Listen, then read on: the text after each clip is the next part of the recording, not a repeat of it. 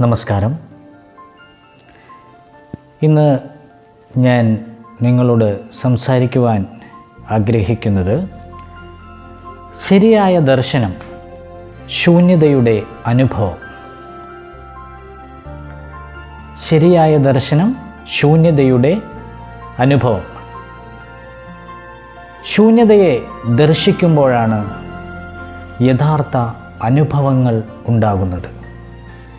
യഥാർത്ഥത്തിലുള്ള പരമാനന്ദം ലഭിക്കുന്നത് ശൂന്യതയെ ദർശിക്കുമ്പോഴാണ്. എന്താണ് ശൂന്യത? ഒന്നുമില്ലാത്ത, അതിരുകളില്ലാത്ത അനന്തതയെ, വിശാലതയെ സൂചിപ്പിക്കുന്നതെന്തോ അതാണ് ശൂന്യത. ഈ പ്രപഞ്ചം മുഴുവൻ നിലകൊള്ളുന്ന, ഈ പ്രപഞ്ചം മുഴുവൻ നിലനിർത്തുന്ന എന്താണോ ഈ പ്രപഞ്ചത്തിൽ മുഴുവനായി ഉള്ളത് എന്ന് ചോദിച്ചാൽ അത് ശൂന്യതയാണ്. ആ ശൂന്യതയെ നമുക്ക് വേണമെങ്കിൽ ആത്മാവെന്നോ ദൈവമെന്നോ വിളിക്കാം. നമുക്ക് ദൈവത്തെ കാണുവാൻ സാധിക്കുന്നില്ല. എന്തുകൊണ്ടാണ് ദൈവത്തെ കാണാൻ പറ്റാത്തത്? ദൈവം ശൂന്യതയാണ്.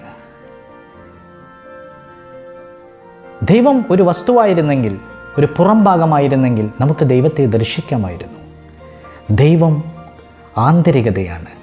ഉള്ളിൻ്റെ ഉള്ളിലെ ശൂന്യതയാണ് ദൈവം. മനോഹാരിതയാണ് ദൈവം.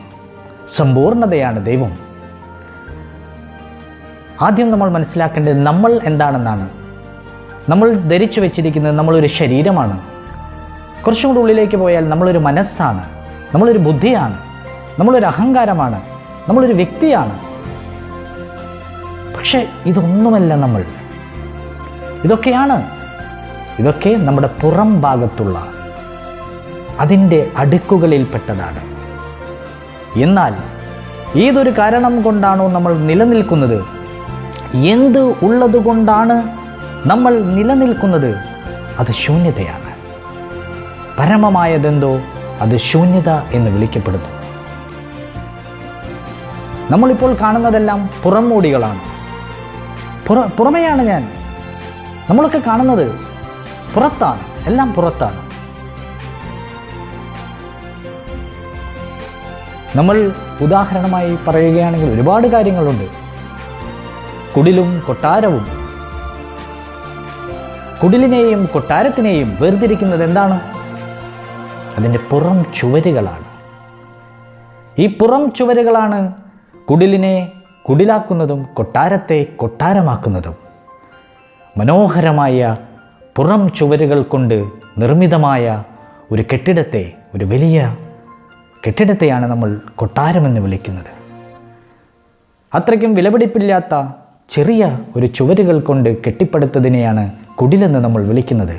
പക്ഷേ ഒരു കാര്യം വ്യക്തമാണ്, അതിൻ്റെ രണ്ടിൻ്റെയും ഉള്ളിൽ ശൂന്യതയുണ്ട്. നമുക്കാർക്കും ആ ചുവരുകളിൽ ജീവിക്കാൻ പറ്റില്ല. നമ്മൾ ജീവിക്കുന്നത് അതിൻ്റെ ഉള്ളിലെ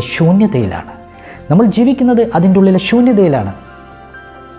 ഒരാൾ കൊട്ടാരത്തിൽ ജീവിക്കുന്നു, ഒരാൾ കുടിലിലും ജീവിക്കുന്നു. കൊട്ടാരത്തിലെ ശൂന്യതയ്ക്കും കുടിലിലെ ശൂന്യതയ്ക്കും തമ്മിൽ യാതൊരു വ്യത്യാസവുമില്ല. ശൂന്യതയെ കാണുന്ന ഒരാൾ, ശൂന്യതയെ അനുഭവിക്കുന്ന ഒരാൾക്ക് ഒരു വ്യത്യാസവും നമുക്ക് കണ്ടെത്താനാവില്ല. നമ്മൾ അതുപോലെ തന്നെയാണ് വ്യക്തികളെ കാണുമ്പോൾ. വ്യക്തികളെ ഒക്കെ നമ്മൾ വേർതിരിക്കുകയാണ്. ആദ്യം നമ്മൾ പേരുകൾ കൊണ്ട് വേർതിരിക്കുന്നു. രണ്ടാമത് ശരീരത്തിൻ്റെ രൂപങ്ങൾ കൊണ്ട് വേർതിരിക്കുന്നു.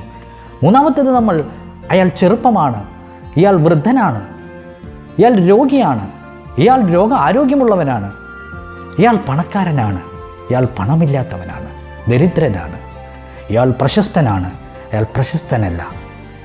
എന്നാൽ ഇവരിലെല്ലാവരിലും ഉള്ള ആന്തരിക സത്ത, ആന്തരികമായ ശൂന്യത ഒന്ന് തന്നെയാണ്. നമ്മുടെ മുന്നിൽ ഒരാൾ വരുമ്പോൾ നമ്മൾ ഏത് തലത്തിലിരിക്കുന്നുവോ അതിനനുസരിച്ചാണ് നമ്മൾ ആ വ്യക്തിയെ കാണുന്നത്. നമ്മൾ താഴത്തെ ഒരു നിലയിലാണ് ഇരിക്കുന്നതെങ്കിൽ നമ്മൾ കാണുമ്പോൾ എങ്ങനെയാണ്? അയാളുടെ ബാഹ്യമായ ഘടകങ്ങൾ കൊണ്ടാണ് നമ്മൾ അയാളെ സ്വീകരിക്കുന്നത്. നമ്മൾ ഉയരങ്ങളിലേക്ക് പോയി കഴിഞ്ഞാൽ, അത്യുന്നതമായ ഒരവസ്ഥയിൽ എത്തിക്കഴിഞ്ഞാൽ, ആര് വന്നാലും ആരെ കണ്ടാലും പുറം മോടികളിലുള്ള ഈ ഒരു വ്യത്യാസത്തെ നമ്മൾ കാണുന്നില്ല. നമ്മൾ അകത്തുള്ള ആന്തരിക തലത്തിലുള്ള ഈ ശൂന്യതയെ നമ്മൾ ദർശിക്കാൻ തുടങ്ങുമ്പോൾ മാറ്റമേ ഇല്ലാത്തതായി നമുക്ക് അനുഭവപ്പെടും. അവിടെ എവിടെയാണ് മാറ്റം? എവിടെയാണ് വ്യത്യാസം?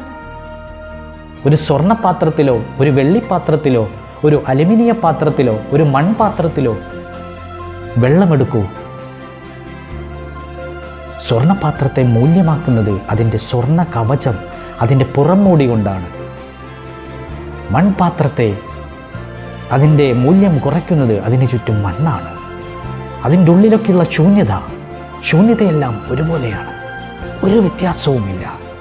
ഓരോ വ്യക്തികളിലും എല്ലാവരിലും നമ്മൾ ഒന്ന് അന്വേഷിക്കൂ. ജാതിയോ ഭേദമോ വർഗമോ വർണ്ണമോ ദേശങ്ങളോ ഒന്നും തന്നെ ഇതിന് ബാധകവുമല്ല.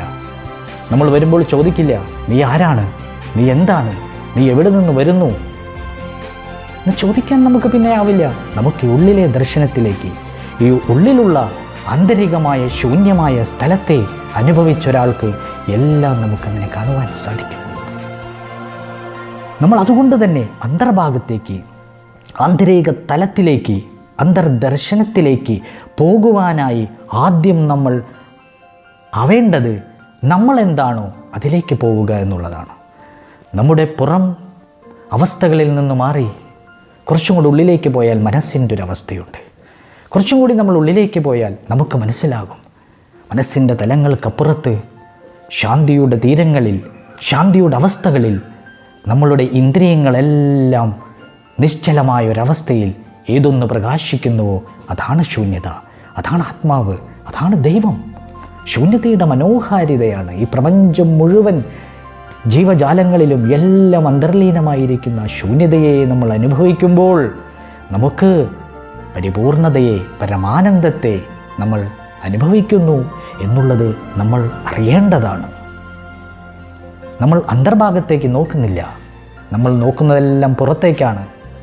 ഉള്ളിൻ്റെ ഉള്ളിലെ ആ പരമമായ സത്യമാണ് യഥാർത്ഥത്തിലുള്ള സത്ത. ആ ഒന്നുമില്ലായ്മയാണ് ആത്മാവ്.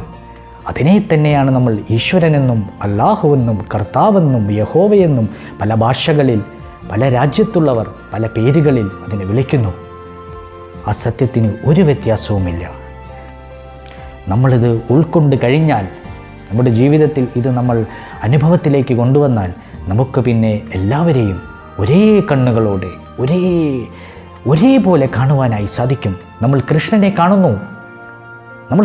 കാണുന്നു, കൃഷ്ണൻ്റെ രൂപത്തിലേക്കാണ് നോക്കുന്നത്. കൃഷ്ണൻ എന്ന് പറഞ്ഞാൽ നമുക്ക് ആദ്യം ഓർമ്മ വരുന്നത് ഒരു ഓടക്കുഴലും പീലിയും വെച്ചിട്ടുള്ള ഒരാളെയാണ്. ക്രിസ്തു എന്ന് പറഞ്ഞാൽ നമ്മൾ ക്രിസ്തുവിൻ്റെ ബാഹ്യരൂപത്തിലേക്ക് നോക്കുന്നു. അതുപോലെ തന്നെയാണ് നമ്മൾ എല്ലാ മഹാത്മാക്കളെയും, ബുദ്ധനെയും മഹാവീരനെയും ആരെയായിരുന്നാലും. അപ്പോൾ ക്രിസ്തുവും ബുദ്ധനും തമ്മിൽ വേർതിരിവുകൾ ഉണ്ടാക്കുന്നത് ഈ ശരീരത്തിലാണ്. അതിൻ്റെ ആന്തരിക സത്യത്തിലേക്ക്, ആന്തരിക സത്തയിലേക്ക് നമ്മൾ ആഴത്തിൽ കടക്കുമ്പോൾ അവിടെ കൃഷ്ണനെന്നോ ക്രിസ്തുവെന്നോ നബിയെന്നോ നാനാക്കെന്നോ മഹാവീരനെന്നോ ആരുമായും ഒരു വ്യത്യാസവുമില്ല. നമ്മൾ ആ ദർശനത്തിലേക്ക് വന്നു കഴിഞ്ഞാൽ നമ്മൾ കാണുന്നതെല്ലാം ആ ഒരു പൊരുളാണ്, ആ ഒരു ഉണ്മയാണ്, ആ ഒരു സത്യമാണ്. അങ്ങനെ നമ്മൾ കാണുവാൻ, നമ്മൾ അനുഭവതലത്തിൽ നമ്മൾ അവിടെ എത്തിക്കഴിഞ്ഞാൽ നമ്മുടെ ജീവിതം പരമാനന്ദമാണ്. ആ ഒരു പരമാനന്ദത്തെക്കുറിച്ചാണ് കൃഷ്ണൻ പറയുന്നത്. അതിനെ നിർവാണമെന്ന് ബുദ്ധൻ പറയുന്നു, അതിനെ സ്വർഗരാജ്യമെന്ന് യേശു വിളിക്കുന്നു. നമുക്കും ആ യാത്ര തുടങ്ങണം, ആ യാത്രയിലായിരിക്കണം. ഇന്നു മുതൽ നിങ്ങളും ഈ ദർശനത്തിൻ്റെ വ്യത്യാസം മാറ്റി, വ്യക്തിപരമായ പുറം മോടികളിലുള്ള വ്യത്യാസം കൊണ്ട് നമ്മൾ വേർതിരിച്ച് നിർത്തുന്ന ആ ഒരവസ്ഥയെ മാറ്റി ഈ ഒരവസ്ഥയിൽ ആ ശൂന്യതയെ ഉൾക്കൊണ്ടുകൊണ്ട് ആ അനുഭവത്തിൽ ജീവിക്കുമ്പോൾ നമ്മളിൽ ആനന്ദം വന്ന് നിറയും. നിങ്ങളെല്ലാവരും അങ്ങനെ ആയിത്തീരണമെന്ന് ഞാൻ ആഗ്രഹിക്കുന്നു. നമസ്കാരം.